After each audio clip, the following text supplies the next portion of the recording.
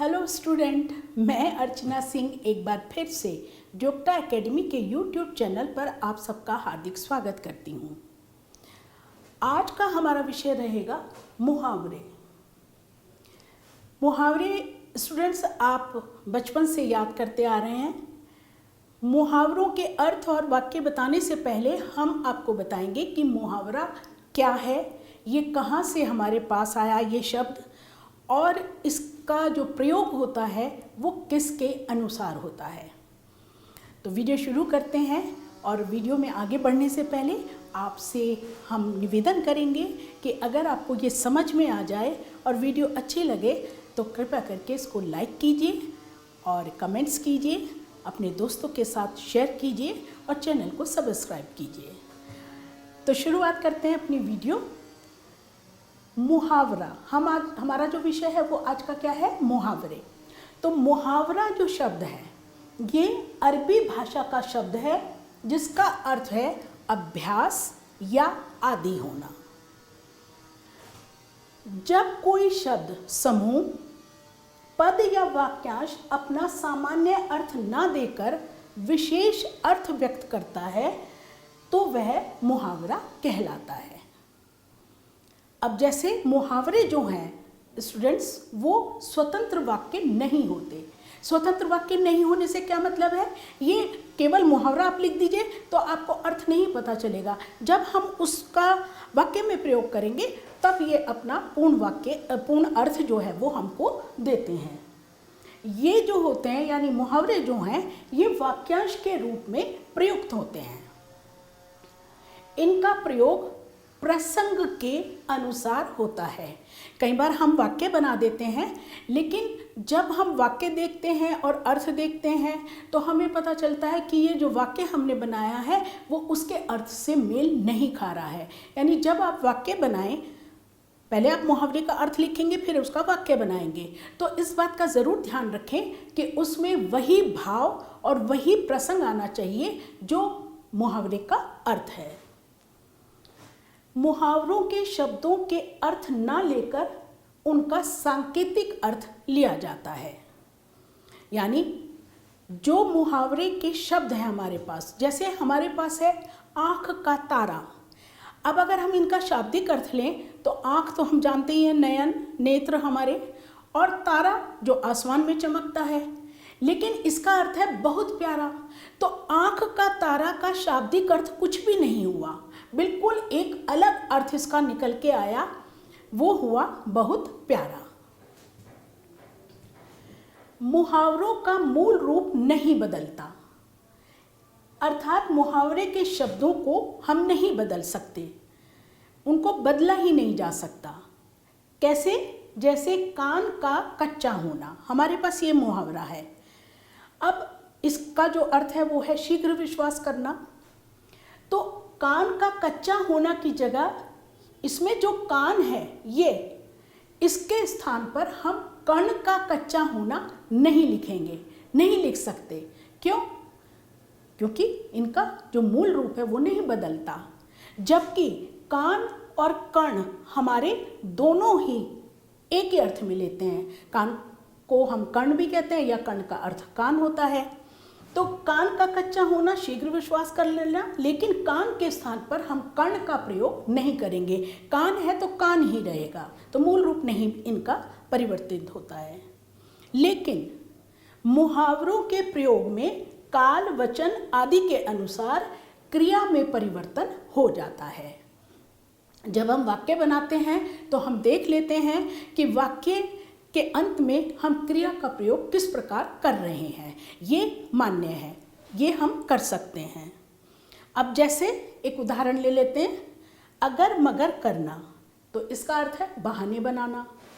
अब जब हम इसका वाक्य बनाएंगे तो राकेश तुम्हारी मदद नहीं करेगा, वह अगर मगर करके निकल जाएगा।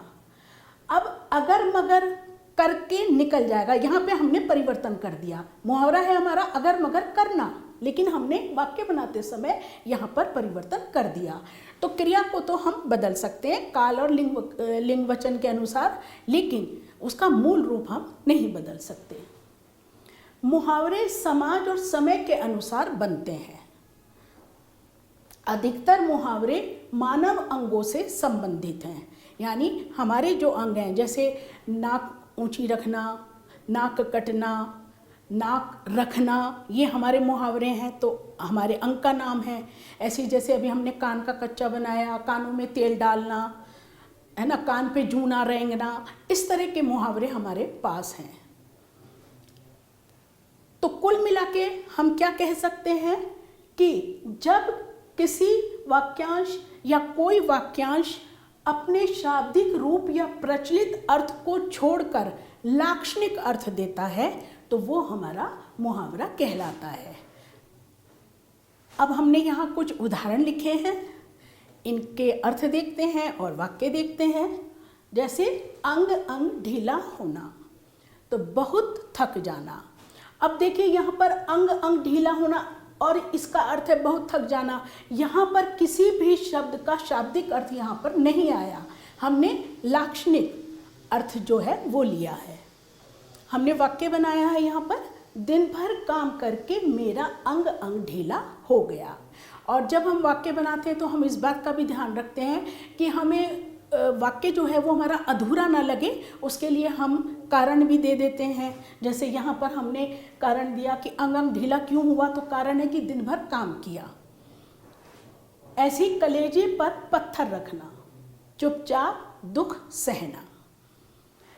अब देखिए कलेजे पर पत्थर रखना, कलेजा, पत्थर, इनका तो कुछ भी अर्थ नहीं आ रहा है। यहाँ पे है चुपचाप दुख सहना, यानी लाक्षणिक अर्थ आ गया है। तो बेटे की मृत्यु के बाद माता पिता कलेजे पर पत्थर रखकर जी रहे हैं। आगे हमने लिखा है खून पसीना एक करना, बहुत परिश्रम करना। तो छात्र अपनी परीक्षाओं को पास करने के लिए खून पसीना एक कर देते हैं। गागर में सागर भरना, थोड़े में बहुत कहना, यानी थोड़ी शब्द कहे लेकिन उनका अर्थ जो है बहुत गंभीर निकला, बहुत गहरा निकला, सार भरा निकला। हमने वाक्य बनाया है बिहारी कवि के एक एक दोहे में गहरा अर्थ छिपा है। सचमुच उन्होंने अपने काव्य में गागर में सागर भर दिया है। जान पर खेलना, जान को संकट में डालकर कार्य करना। एक सैनिक जान पर खेलकर देश की रक्षा करता है। कुछ और मुहावरे हमने यहाँ लिखे हैं।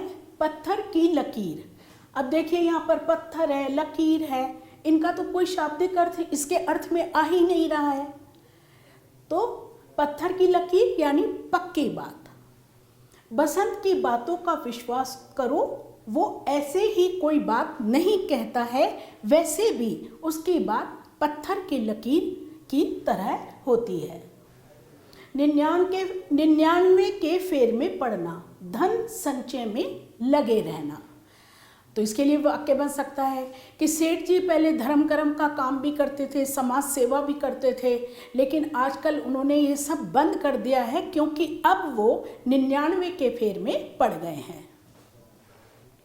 पांचों उंगली घी में होना, लाभ ही लाभ होना, यानी कोई ऐसा काम हो जाए उसको लाभ ही लाभ मिले, हर तरीके से उसको लाभ मिले। बाएं हाथ का खेल बहुत आसान कार्य है। माथा ठनकना यानी संदेह हो जाना। अब इसका वाक्य बन सकता है कि घर के बाहर भीड़ देखते ही मेरा माथा ठनक गया, यानी संदेह हो गया कि कुछ अनहोनी होने वाली है। हथेली पर सरसों जमाना, असंभव कार्य है। जैसे हथेली पर सरसों नहीं जम सकती ना, ठीक है, असंभव है। हाथों के तोते उड़ना, अचानक घबरा जाना या स्तब्ध रह जाना। अब इसका वाक्य बड़ा बन सकता है अच्छा सा कि परीक्षा भवन में प्रश्न पत्र को देखकर विद्यार्थियों के हाथों के तोते उड़ गए। बाछे खिलना, बहुत प्रसन्न होना। पुत्र ने पूरे जिले भर में प्रथम स्थान प्राप्त किया, ये खबर सुनकर पिता की बाछे खिल गई। तितर बितर होना, बिखर के भाग जाना। अब बिखर के भाग जाना कैसे कि बाजार में ये अफवाह उड़ी कि बम रखा गया है, तो बम की खबर सुनकर सभी लोग तितर बितर होकर वहां से भाग गए। एक थैली के चट्टे बट्टे होना, सबका एक जैसा होना। अरे इन सब की क्या बात करें, ये तो सब एक ही थैली के चट्टे बट्टे हैं। आटे दाल का भाव मालूम होना, कष्ट का अनुभव होना। आंखें खुलना, वास्तविकता का पता चलना। अब आंखें खुलना का अर्थ ये नहीं है कि हम सो के जाग गए और हमारी आंखें खुल गई, ये नहीं। यानी यहाँ पर बोध हो जाना, ज्ञान हो जाना। जब ज्ञान हो जाएगा तो वास्तविकता का पता ही चल जाएगा। इसके लिए वाक्य बन सकता है जैसे संतों की वाणी सुनकर मेरी आंखें खुल गई।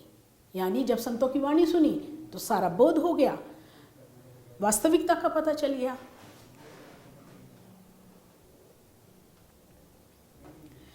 तो स्टूडेंट, आज की वीडियो हम यहीं पर समाप्त करेंगे और चलते चलते आपको एक बात और बता दें कि जो किताब हमने लिखी है सौंधी हिंदी व्याकरण, वो जोगटा एकेडमी के प्रकाशन से प्रकाशित हो चुकी है और बाज़ारों में उपलब्ध है। विस्तृत रूप से पढ़ने के लिए आप उस किताब को पढ़ सकते हैं। और यहाँ पर हम अपनी वीडियो समाप्त करेंगे और अगले सप्ताह फिर एक नए विषय के साथ आपसे मिलेंगे। जब तक हमारी नई वीडियो आती है तब तक के लिए अर्चना सिंह को दीजिए अनुमति। नमस्कार।